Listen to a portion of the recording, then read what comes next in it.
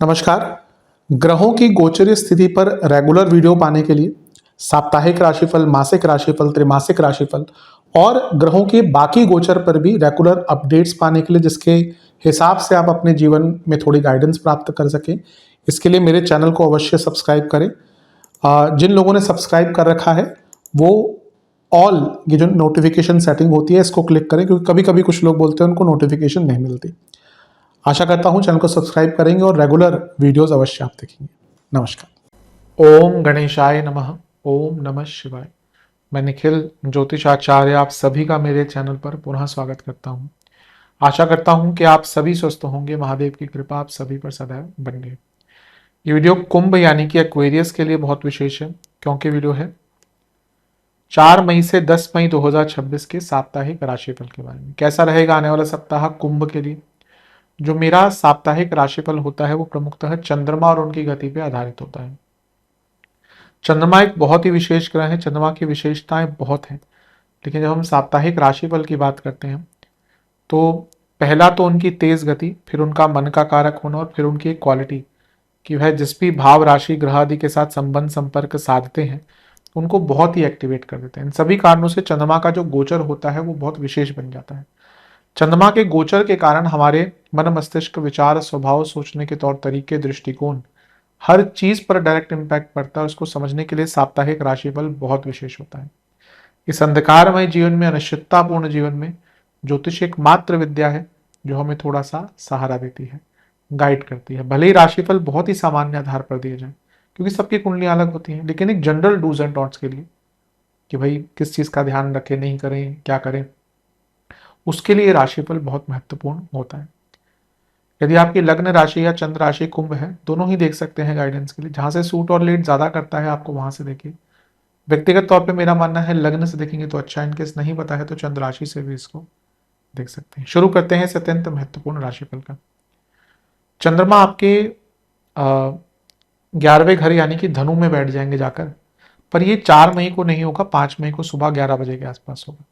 4 मई को देखिए वो वृश्चिक में थे और हम वो कवर कर चुके हैं, तो यहाँ पे आगे ही बढ़ेंगे। 5 मई सुबह के 11 से 8 मई सुबह के 1 तक यानी कि अर्ली मॉर्निंग 1 AM तक यहीं पर रहेंगे। 11वें घर के चंद्रमा अच्छा ही रिजल्ट देते हैं। उपजय घर के स्वामी हैं, उपजय भाव में बैठे हैं, तो कोई पैसे का काम अटक रहा था, कोई धन का काम, कोई काम वैसे अटक रहा था, पूर्ण हो सकता है। इच्छाओं की पूर्ति दिखाता है, एक सकारात्मकता दिखाता है। जब चंद्रमा मित्र राशि में जाते हैं, जैसे बृहस्पति की राशि है तो मित्र राशि है, बृहस्पति का प्रभाव भी है, तो एक सकारात्मक अनुभव होता है। तो टाइम आपके लिए अच्छा दिख रहा है, कोई बड़ा काम आपका बन सकता है, कोई इच्छा आपकी पूरी हो सकती है। एक सहजता, एक संपूर्णता यहां पर दिख रही है। ठीक है। शनि का प्रभाव भी है, गुरु का प्रभाव भी है, केतु का प्रभाव भी है। अब गुरु की बात करें, धनेश लाभेश है तो पैसा आएगा। शनि लग्नेश है, धन स्थान में बैठकर देख रहे हैं, पैसा आएगा। केतु का प्रभाव यानी कि फंसा पैसा आएगा, तो धन के दृष्टिकोण से तो अच्छा है। बृहस्पति केतु 11वां घर, चंद्रमा 6ठा भाव। कमियां महसूस होंगी, संकल्प शक्ति बढ़ेगी, समझ पाएंगे कि गलतियां कहां कर रहे थे। लेकिन शनि केतु और 11वां घर और चंद्रमा ये थोड़ा प्रॉब्लमेटिक है, क्योंकि ये दोनों ग्रह तो विरक्त करते हैं, वैराग्य देते हैं। ये भाव वैराग्य नहीं देता, ये तो उसका ऑपोजिट है।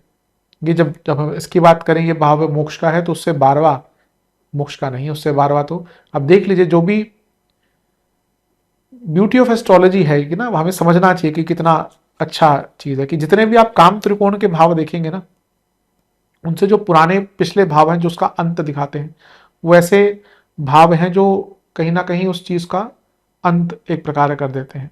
तो वैसे ही अगर हम मोक्ष त्रिकोण की भी बात करें तो मोक्ष त्रिकोण से जो 12वें घर हैं वो एकदम काम त्रिकोण वाले स्थान है। जैसे ये मोक्ष त्रिकोण है, तो ये उससे जो 12वां भाव है वो काम त्रिकोण है। ये मोक्ष त्रिकोण है, उससे 12वां भाव भी काम त्रिकोण है। और ये मोक्ष त्रिकोण है, उससे 12वां भाव भी काम त्रिकोण है। यानी कि मोक्ष खत्म हुआ, अध्यात्म खत्म हुआ, तो काम हमेशा टेक ओवर करने के लिए, यानी कि इच्छाएं टेक ओवर करने के लिए रेडी है। तो ये वैसा ही टाइम रहेगा आपका जहां पे एक द्वंद्व चलेगा जीवन में कि ना, और लालच रहे या थोड़ा अध्यात्म रहे, तो ये एक द्वंद्व चलता रहेगा। मैं तो कहूंगा थोड़ा बैलेंस रहिएगा, लेकिन टाइम आपका बहुत अच्छा है। अपने आप को टेक्निकली बेटर करने के लिए बहुत श्रेष्ठ टाइम है, पैसा आता हुआ दिख रहा है। नवांश कुंडली बता रही है कि अपनी वर्थ जानिए। कभी कभी ना हम अपनी ही वर्थ नहीं जान पाते। ठीक है, ईगो भी नहीं होना चाहिए, पर एटलीस्ट अपनी वर्थ पता होनी चाहिए ना, कि हम इतना कुछ कर चुके हैं, अचीव कर चुके हैं, उससे स्टैंडर्ड नीचे नहीं जाना चाहिए। ईगो और सेल्फ रिस्पेक्ट में बहुत फर्क होता है। दशांश कुंडली कारक क्षेत्र में अच्छा है टाइम, अच्छा काम करेंगे। बिजनेस बिजनेस में ना थोड़ी इंडिविजुअल अप्रोच रखिए। आप बहुत कॉपी कर रहे हैं किसी को। लव लाइफ मेरे हिसाब से मन में जो बात है वो डिस्कस कीजिए पार्टनर से। ऐसा लगता है बहुत कुछ चल रहा है, डिस्कस नहीं कर पा रहे। वैवाहिक जीवन बहुत डिल्यूजन दिख रहा है, बहुत कंफ्यूजन दिख रहा है। स्टूडेंट्स थोड़ा डाउन टू अर्थ रहिए। ऐसा लगता है कि मन में ईगो भर चुका है। सेहत infections, water retention, indigestion, inflammation, सर्वाष्टक, 12वां घर बली है। खर्चों के लिए रेडी रहिएगा हफ्ते के शुरुआती भाग में। 8 मई सुबह के 1 बजे चंद्रमा आ जाएंगे 12वें घर में, और 10 मई सुबह के 11 बजे तक यहीं पर रहेंगे। चंद्रमा का 12वें घर में आना एक प्रकार से काफी अच्छा तो नहीं माना जाता, लेकिन छठे घर के स्वामी 12वें घर में विपरीत राजयोग बनता है। लीगल काम, फंसा हुआ पैसा, लिखा पढ़ी के काम, विदेश के काम बन सकते हैं। कुछ नुकसान हुआ था उसकी भरपाई हो सकती है। लोन का काम अटक रहा था, बैंकिंग का काम अटक रहा था, पूर्ण हो सकता है। लेकिन गुरु से अष्टम में चले गए तो शकट योग बन गया। शकट योग से क्या होता है मैं हमेशा बताता हूं, विलंब आते हैं। तो प्लान्ड वे में चलिएगा, टाइम मैनेज करके चलिएगा, आराम से संभाल लेंगे। जहां टाइम मैनेज नहीं हुआ, ऊपर से 12वां घर है, एक बार जब चीजें अटकने शुरू होती है ना 12वें घर के कारण, तो कब सुबह के 10 बजे और कब शाम के 5 बजे के पता नहीं चलता, ये समय कहाँ चले जाता है। टाइम मैनेजमेंट पर ध्यान दीजिएगा। नवांश कुंडली बता दी कि थोड़ी सी ना, मे भी आप कुंभ वाले ऑब्जर्व भी उस चीज को कर रहे होंगे कि थोड़ा ना अध्यात्म की तरफ बहुत जाने का मन कर रहा होगा। तो ठीक है, जब बहुत चीजें हैं देखिए जीवन में, सब चीज को मैं वीडियो में एक्सप्लेन नहीं कर सकता, पर हमारा प्रारब्ध है, हमारे भाव हैं, हमारी आत्मा है। तो एट टाइम्स हमें समझ नहीं आता, लेकिन हम खींचे चले जाते हैं अध्यात्म की तरफ। तो टाइम शायद आपका वैसा ही है, ध्यान दीजिएगा इस चीज पर। दशांश कुंडली कार्य क्षेत्र में बहुत अच्छा काम कर सकते हैं, बस कम्युनिकेशन पर ध्यान दीजिएगा।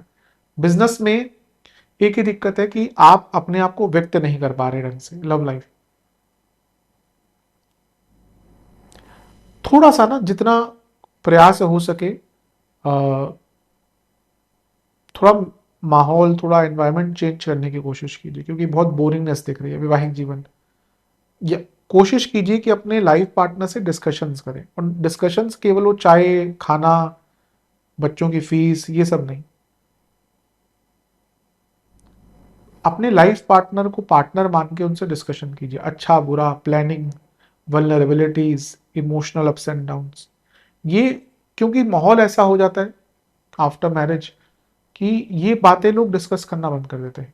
ये होना चाहिए, एक अच्छा कपल, अच्छा लाइफ पार्टनर्स डिस्कशंस करते हैं अबाउट एवरीथिंग, और जो नहीं करते वो फिर लड़ते ही झगड़ते रहते हैं। स्टूडेंट्स, क्योंकि जब आप बात ही नहीं करेंगे आप कैसे जानेंगे सामने वाले व्यक्ति के मन में क्या चल रहा है। हम एज ह्यूमन हम एज्यूम बहुत जल्दी कर लेते हैं। वो व्यक्ति का किसी का फेशियल एक्सप्रेशन देख के, यार इसमें तो बहुत ईगो है, वो बेचारा भले ही अपने घर से लड़के आ रहा हो या परेशानी से जूझ रहा हो, बात नहीं करा तो ईगो बहुत है।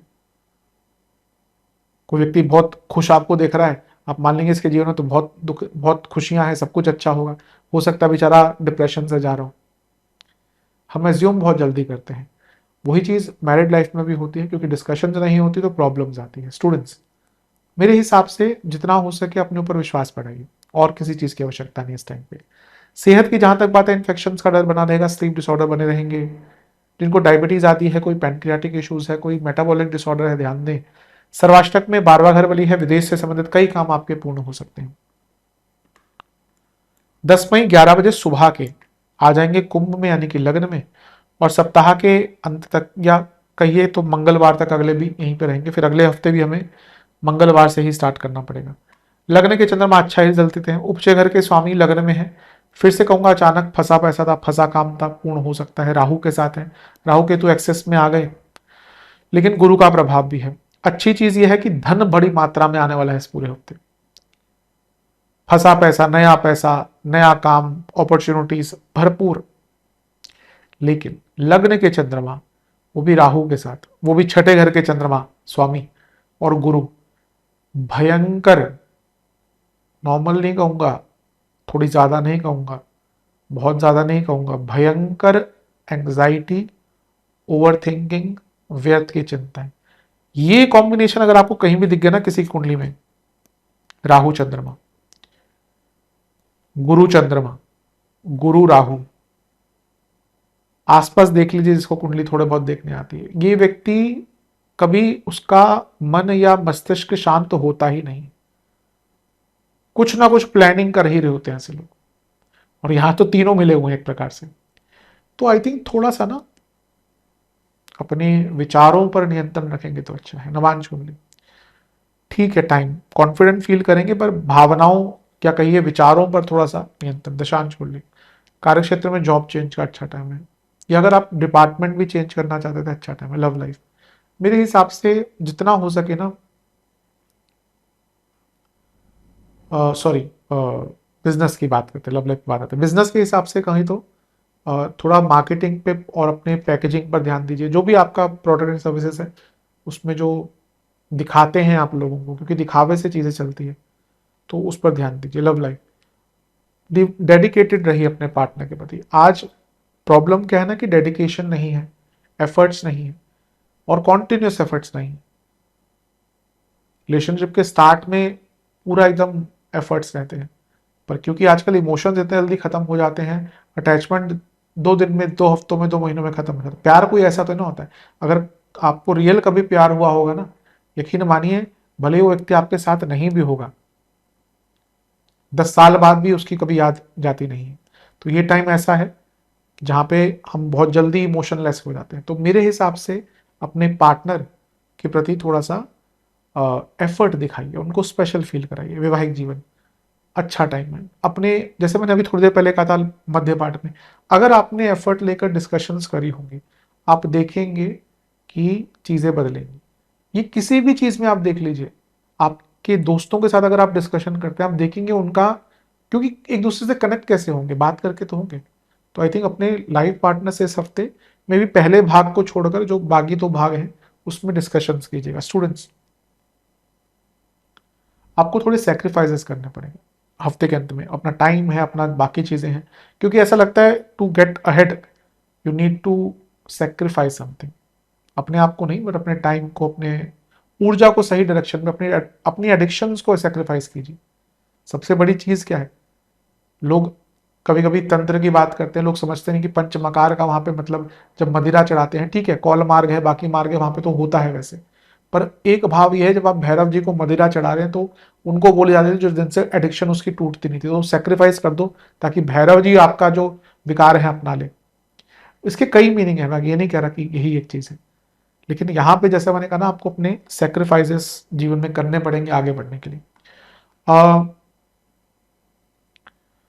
सेहत की जहां तक बात है, इन्फेक्शंस का डर पूरे हफ्ते बने रहेगा। डिल्यूजन, एंग्जाइटी थोड़ी रहेगी हफ्ते के अंतिम भाग में। जिनको रिसेंटली जिनका वेट गेन हुआ है, थोड़ा ध्यान दें कहीं आपको डायबिटीज या कोई मेटाबॉलिक प्रॉब्लम तो नहीं हो गई। कभी कभी इस चीज़ का बहुत ध्यान देना चाहिए। हमें लगता है कि 2 किलो वेट बढ़ा है, कहीं वेकेशन पे गए, घूम के आए, डाइट नहीं रही, जब स्केल पे चढ़ते हैं तो 8 किलो बढ़ जाता है। तो अगर ऐसा हुआ है तो it can lead to multiple other problems, ध्यान दीजिएगा इसका।